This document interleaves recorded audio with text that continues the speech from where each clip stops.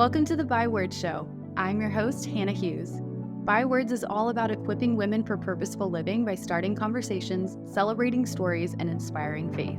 In a world that applauds the hustle, I'm here to help you break free from the lies and come back to what really matters. It's time to get real, get rooted in truth, and come alive in relationship with Jesus so you can show up to each day with intention and confidence no matter where you're at in your story. Here we believe that embracing our stories brings hope, healing, and purpose to the process, and sharing our stories helps others do the same. Whether you're looking for a midweek faith refresh, practical tools for pursuing your dreams, or just need some good old-fashioned girl talk, you're in the right place.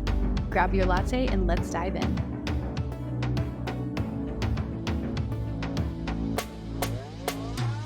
Hello, everybody. Welcome back to another episode of the Byword Show. Today is the day. I'm so glad you're here. You guys, we are going to have such a good chat today with Dr. Jessie Hehmeyer. I'm so excited to get to talk to you and just hear about what you do. She's the physician founder of Well Empowered. So first of all, Dr. H, welcome to the show. Thank you so much, Hannah. It's such a pleasure to be here with you and your community. I'm so glad to have you here. I can't wait to hear more about your story and these things that you teach. But first of all, I have to ask you our little warm up question, which is what has been filling your cup lately, both literally, but also figuratively? Oh my goodness. Literally, what has been filling my cup is either Earl Grey tea, which I love in the Ooh. morning, or real ginger juice tea, which I love in the afternoon. So I'll take, I have to admit, I actually get 100% pure ginger already like in a bottle. I don't do it myself, but I boil my hot water. I put a good maybe like half a cup of that ginger in a cup, and then I top it off with the hot water, and it is spicy deliciousness. Oh my So that goodness. those are the literal things in my cup. And then figuratively speaking, well, I work remotely from Switzerland.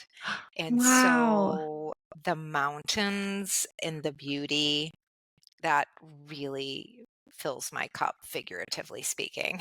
Oh my goodness. I cannot imagine. Switzerland is on my bucket list. We just moved from Texas to Colorado. And so being around the mountains, I'm like, I can't believe people see this every day. Like, do you ever get sick of it?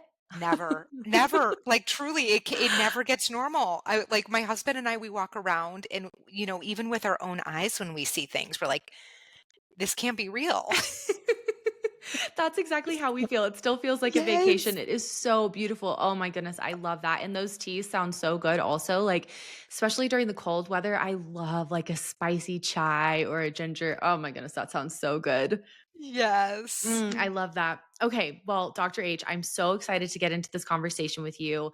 I'd love to know, just as we're getting started, like what is your personal story that got you originally invested and passionate in this world of wellness? Yeah, well, for me, and I think like for a lot of people who really get passionate about what they do in this world, it was my own journey, right? So for me, there was a time in my life where I struggled firstly with my weight and then with my digestion and then a little bit with, being responsible for sleep and kind of like some adrenal fatigue that went with that. Only Mm, at the time I didn't know these, I didn't really understand the source of these different seemingly disconnected conundrums. yeah. And to start with the world of weight for me, I grew up dancing. And so I began riding what I like to call the weight loss roller coaster at a very young age.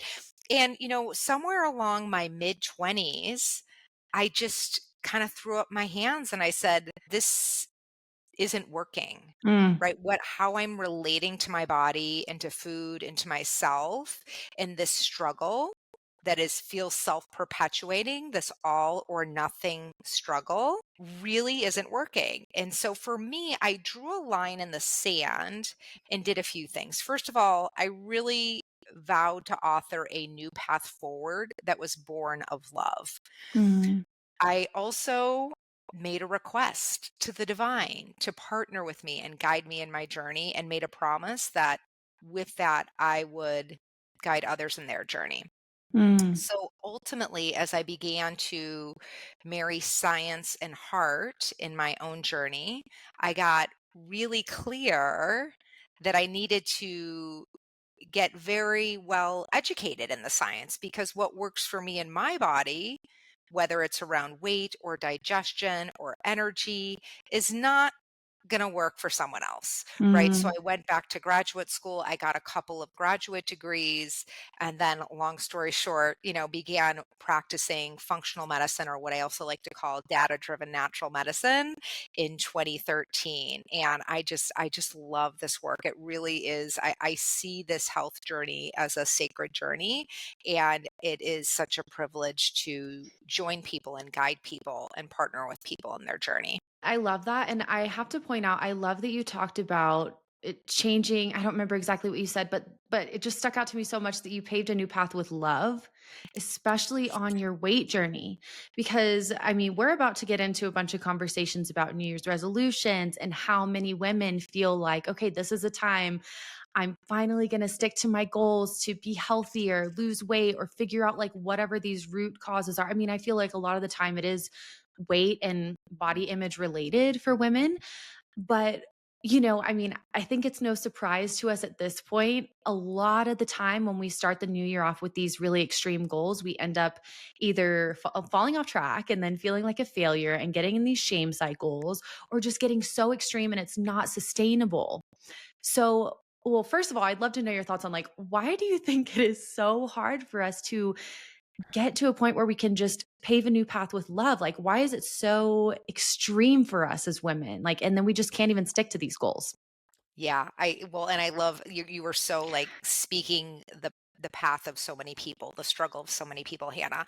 And the reason I think there are a few different reasons, but one of the top reasons I see is that people were born into a paradigm, and they're just living in that paradigm, and they don't even Mm, know they're living in that paradigm. In other words, a lot of the things that aren't working and don't serve people, and especially women in this area of their lives, are inherited, right? The approach of an all or nothing take on how we care for our bodies, which is what I would call overindulgence or deprivation, right? mm, Dancing back and forth.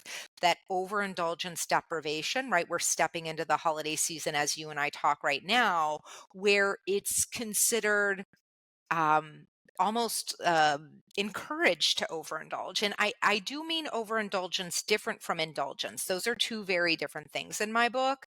So, overindulgence and then followed by deprivation and then followed by overindulgence, right? And the thing is both with overindulgence and deprivation, they're born of self-aggression, right? mm, And, nobody needs to trust me on that. Like, in other words, don't take my word.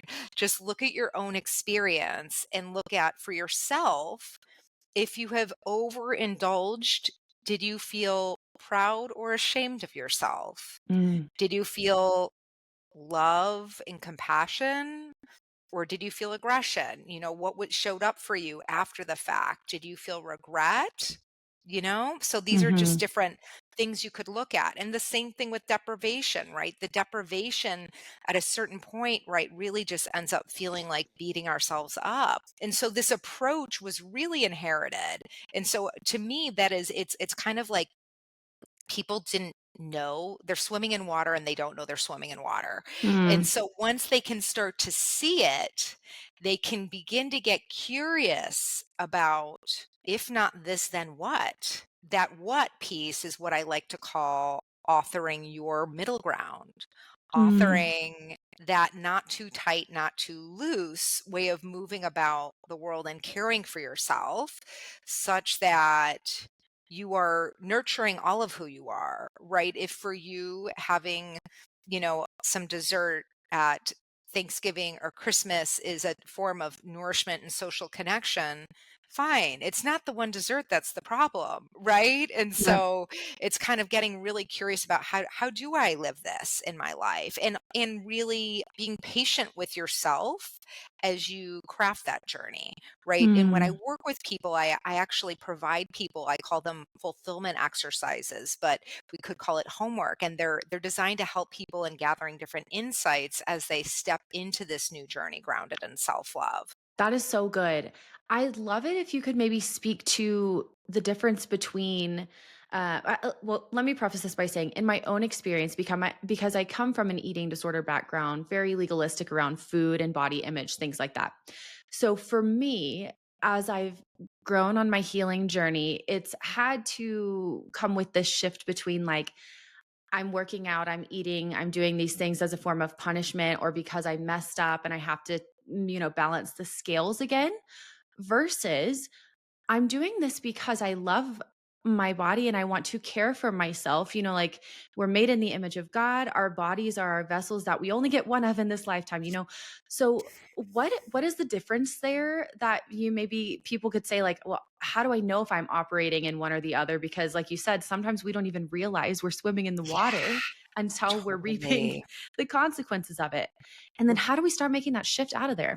Yeah. Well, I love what you're sharing here because it's totally, I know people far and wide are relating to it. And one of the other missings that we haven't yet touched on is in the way, like what makes it so difficult for people to find a new path, what keeps Mm, people stuck in that old way is, is people have not yet given words to their why around their health, their what in their why around their health, right? Okay, maybe they think that their what is for the scale to say a certain number or to be able to wear a certain size of clothes, but really, I promise people that's not your what. mm, Right? There's something else there.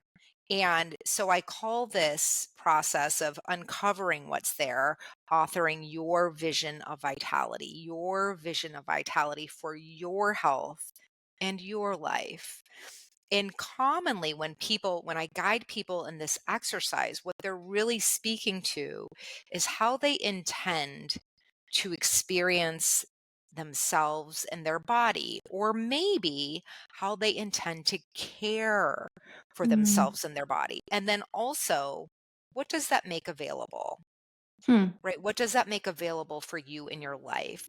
And so when people do author their vision of vitality for their health and their life, it begins a new journey in that it becomes the North Star, right? People start looking at how do I live aligned with that? Right? So it becomes almost more like a carrot dangling experience rather than the mm, stick on the back, right? Bad me, bad me, bad me.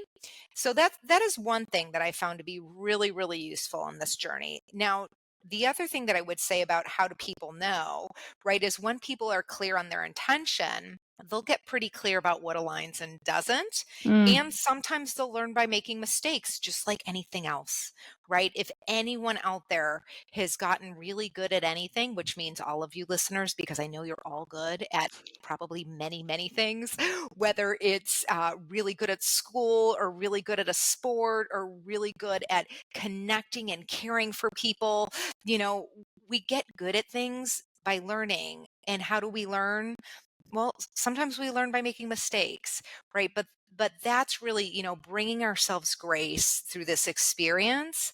And when we make a mistake, when we see I've overindulged or I've engaged in deprivation, whatever the case may be, if we can pause and reflect on how did that come to pass? mm, Like what set me up? Was it something emotional? Was it something logistical? When I think about overindulgence, a lot of the people who I work with, they kind of have this like it's like a day-to-day habit of overindulgence and deprivation, right? They don't eat, they don't eat, they don't eat, and then suddenly it's 5 o'clock and they're famished. And so, any sane person is going to consume and maybe consume things they don't intend to when they're that hungry, right? So even just looking at it from that perspective and looking at, okay, how can I set myself up such that I arrive when it's time to eat feeling good and feeling sane and feeling like I can make a choice that really works for me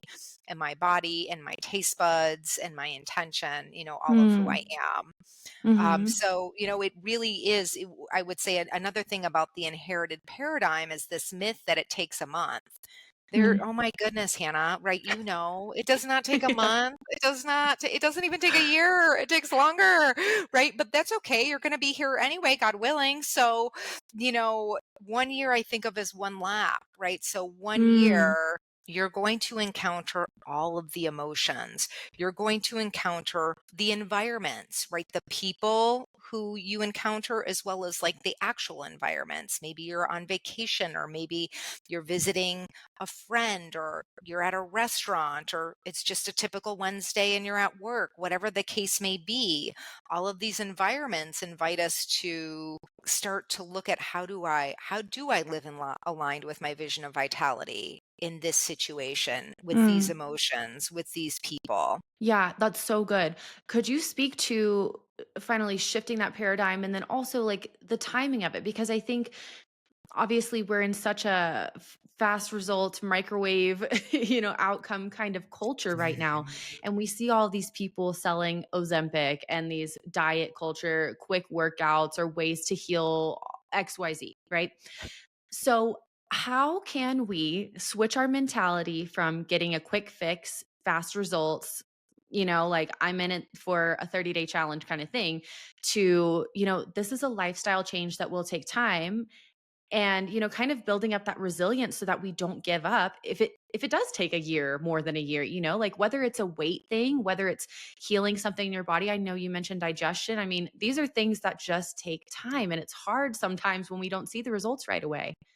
Yeah, yeah, no, absolutely. So practicing, a few different things. One, I see putting on blinders, right? Getting clear on your intention and crowding out the noise, right? You're a human being. You will, if you have a habit of being uh, kind of like a moth to a flame about these quick fixes, that knee-jerk kind of reaction will still be there, but finding a way to pause and just notice it for what it is and go back to your journey, right? That in and of itself takes practice. And so there are a million different ways to strengthen that habit. I really am such a firm believer in creating time at both ends of our day, but especially at the beginning of the day Mm, to slow down and get connected to our intention and ask for guidance and help, right? In whatever way you see fit from God, really, invite collaboration mm, and,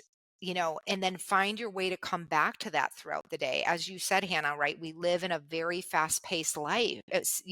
Life right now. And one of the things that I will say is so wonderful about this, time where my husband and I have been here in Switzerland is seeing that it's not like that everywhere. mm. Like the shops here actually close for an hour and a half to 2 hours for lunch.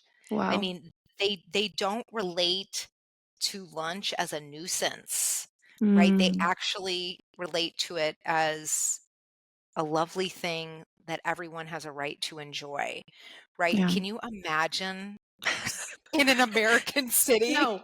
shops the first time I saw that, I was like, "No, this can't be right. It's just no." It's lovely. To me, it makes a lot of sense as opposed to, in the US. That's crazy to think about. It is crazy. It's Right. crazy to think about how we are so inundated with what is normal to us that we can't even fathom a different way of doing things, where it's like, most of the world isn't operating this way. But because of our social media culture and the fast pace of our society, we expect things to come so quickly that when they don't, we think, "Oh no, what's wrong? Maybe I need to push harder." And so much of the time, that is not the case. And I mean, I just found in my own journey, it's so much of the process between where I'm at and getting the result I want is not even just the habits I'm creating, but relearning the whole pace of it. So perfectly said. So perfectly said. Mm, Honestly, Hannah, and that's hard to great do, wisdom. It is. It because really I'm is. an impatient person. Yes. Yeah, I mean, I hear you 100%, but it is so well said, right? I One of my dearest mentors in life, his mantra was slow down. That's it. Yep. Slow down. you know? Honestly, yes, it's so crazy how as we get older, we think that productivity is the answer. And then we don't really notice that things have started to get out of line or get out of alignment until we start to have those symptoms, like whether it's gut issues, fatigue, these other things that start popping up. So I would love to know from your experience and from the things that you teach now through Well Empowered. Obviously, wellness is not one size fits all, but across the board, are there things that you would recommend, like sustainable habits or practices for women that we could maybe just take with us, maybe one step at a time, or as we start to retrain ourselves through the process of this longevity version of wellness? Yeah, absolutely. And so as to not overwhelm, I will just offer a few things, but I also really invite your listeners to remember you're all unique, right? You're all at a different place in your journey. Some of you may be very well versed in nutrition and fitness and things like that, and for some of you, you've been focused elsewhere, and so wherever you are is totally perfect. So my encouragement is, as I speak to different things you could take on, is for you to listen for what would make a difference for me and what might I be willing to take on, Mm, right? Um, and so, the first thing that I would say is, the whole world of eating for blood sugar stability is such a powerful foundation for our energy levels, for our mood, for our hormones, for our satiety, for our focus. And for some of you, you hear that blood sugar stability and you got it. You already know what I'm talking about, right? And for others, you're not may not be quite sure what that is. So wherever you are is great, but a place to begin this, if this is a new thing for you, would be to cultivate a habit of your first meal of the day having at least 20 grams of protein, at least 10 grams of fat, and in the carbohydrate world, just making sure it's nutrient dense, meaning it mm, either has lots of antioxidants like you'd find in fruits, or it's got a lot of fiber, which you'd find in a whole grain of sorts, right? So you've mm, got 20 grams of protein, at least 10 grams of fat, and then carbohydrate world, we're looking for really just things that are nourishing your body. And so starting from that foundation really has spiral up benefits throughout the day. Now, I myself am not someone who practices intermittent fasting, and I honor people who feel like that really does work for them. I actually think for a lot of people, it's an eating disorder rebranded. Um, mm, but I also understand for others it's not. So my invitation with that is if you are doing intermittent fasting, I just want you to look to notice, does it feel like punishment or not? And if it mm, doesn't and it's working for you, great. I still encourage your first meal a day to really be blood sugar stabilizing, right? So that's the first thing that I would say. The second thing that I would say is making sure you are prioritizing sleep, right? In this day and age, we can be engaged in almost anything we want at any time of the day, right? And yeah. so, looking at how you're helping yourself slow down and actually preserve a minimum of 7 hours of restfulness, because that's going to have benefits not just on energy, but on our mental health and well being, our hormones, our skin, our immune system, our weight, our lab markers. If we're going real, farther down the line, we're thinking about cognitive health, right? There's just really nothing that sleep isn't useful for. Mm, And then, thirdly, finding ways to slow down and be connected to yourself, be connected to God, really just finding your way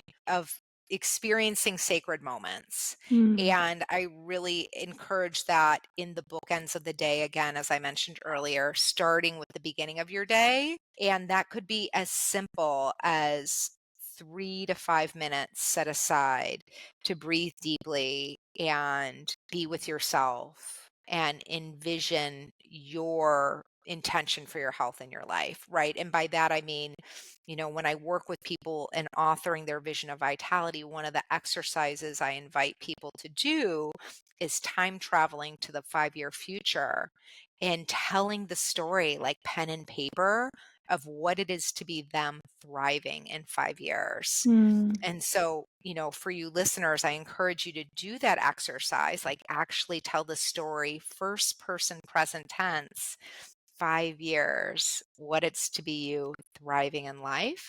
And then also come back to that on a daily basis.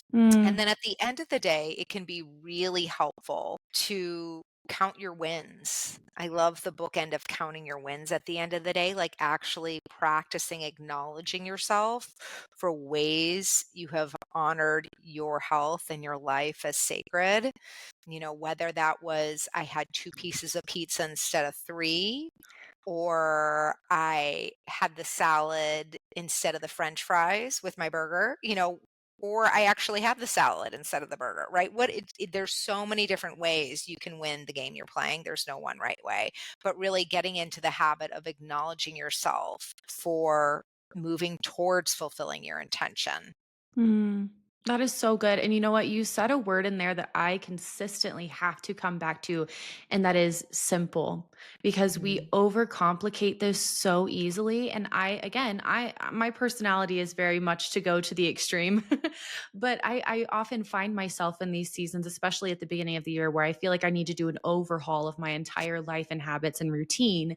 And it doesn't have to be that extreme or complicated. I mean, I think there are so many simple things that we overlook, thinking like, oh, they're not as productive, so they're not going to be as effective, like slowing down, prioritizing rest, prioritizing gratitude and mindset and these things. But really, those are so critical to the longevity. Like, being able to stay in the process, I feel like those are the glue.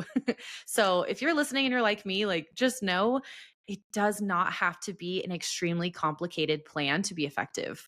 100%, 100%. And, I would also say, for listeners who are saying, I know that, I know that, I know that, w- are you doing that? Is the question I would pose, right? Mm, Because knowing and doing are two different things. Only actions produce outcomes, right? Knowing you quote unquote should, which of course, next thing is shame, right? mm, Should be slowing down, but not slowing down doesn't make a difference. Slowing down makes a difference, right? So tools only work if you use them. Really stepping into what would be one next action I could take, as opposed to, right? Hannah and I just talked about 3 possible places you could focus. My encouragement is to just pick one and start there, and just strengthen that muscle. If you decide, yeah, I need to find that pause at the beginning of my day, great, practice that for 6 weeks and then take on something new, yes. but keep that going. Yes, that's so good. I'd love to hear your thoughts about, or like what you would say if there's a woman listening and she's like, I get it, but like this is just, I've never been able to succeed with this. Like I've tried everything and Yeah, this is just how it's always going to be. I'm just always going to have a sweet tooth, or I'm always going to have the extra weight, or I'm always going to have these gut issues, these health issues. I just can't see past it. What would you say to her? I would say a few things. One is, you are not a chair. And what I mean by that is a chair will always be a chair. A chair is never going to be anything but a chair, but you're a human being. You have the capacity to evolve over time. Hmm. So I would never encourage someone to lie to themselves, right? To say instead, oh, instead of my digestion's always going to be a challenge, oh, my digestion's easy. Like, no, your brain knows that's not true, right? But keeping the door open in how we speak does matter, right? And so an example, let's say we're talking about weight, might be right now, this is really a challenge for me, or it's been a challenge for me for a long time. Okay, got it. Got that that is true, but let's keep the door open for a future that's different. Hmm. And that by itself won't change things. You will need to get curious. You will need to find new resources. You know, whether it's me, and of course, it would be my pleasure to join you in your journey, but whether it's me or someone else, just really trusting that this is an area of your life that you are devoted to transforming, it is transformable. It is shiftable. And it will probably take a little bit of surrendering. I know it did for me. I do know there was a time for me where it just felt like, "Oh my god, this is always gonna be a challenge. This is always gonna be a struggle." And then one day I surrendered, and I will say Mm. I couldn't have surrendered a day earlier. I wanted to, I don't know, it was just kind of like at one point I had an aha moment that Mm. this struggle was interfering with my capacity to be fully connected to others. It was interfering with my capacity to be present to the amazing people and love in my life. It was interfering with my capacity to fully contribute. And when I got all that, I was like, that is just not okay. Not like bad me.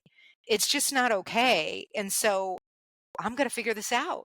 Yeah, that's good. And I think honestly it does take getting to that point, and not just like forcing ourselves to change, but being okay with being right where we're at in the process. Like we can't start anywhere else than exactly where we are. So Yeah. just being willing to start, and I love what you said, being willing to surrender also, because how many of us women like want to have control, and so much of like wellness tends to be this control, this power struggle for us, rather than a thing that we do out of love for ourselves and honoring our bodies. Mm. So I think you just speak so gracefully to this process, because it is something that we can't just force ourselves into. Like there has to be an element of love and grace for it to be something that's actually sustainable and lasts. Yeah, absolutely. Absolutely. And to me, it really is it can be one of the most transformative in the Mhm. most beautiful ways journeys you'll ever traverse, right? Because learning how to not just in words, but with how you be with yourself, bring kindness and love and compassion. I think about The Wizard of Oz when Dorothy lands and it goes from black and white to like Technicolor, right? It's like Yes. it can be like that when you start to step into a whole new way of being with yourself. Yes. Yeah, absolutely. And it is so possible. Oh, wow. I love this. Well, I'd love to know before we go, is there anything else you want to leave with the women who are listening as we gear up for the new year, and so much emphasis on, like being really intentional about our wellness and our health journeys?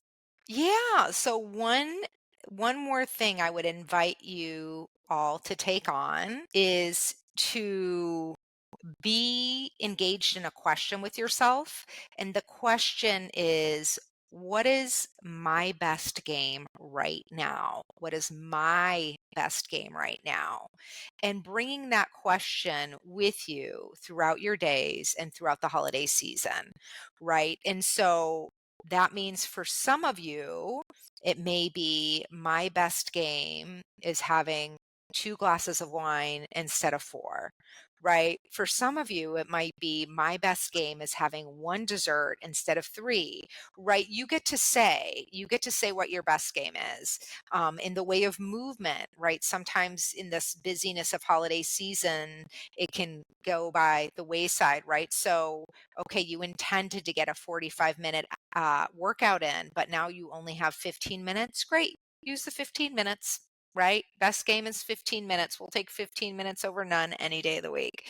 And, really just being in that looking of what is my best game right now. I love that. I think that's so good. Well, I am so grateful for you. I love that you have done the work in your own journey and authoring a new path out of love. And now you are helping so many other women do the same thing.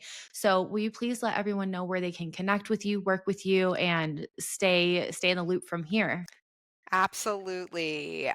So you can find me at wellempowered.com. And really, I mean this sincerely. If you heard something in this conversation that was useful for you, please schedule a complimentary consultation. Whether you have intention of exploring working together or you just would like to connect, it would really be my pleasure to connect with you. You can also sign up for our weekly dares. So wellempowered.com/dare.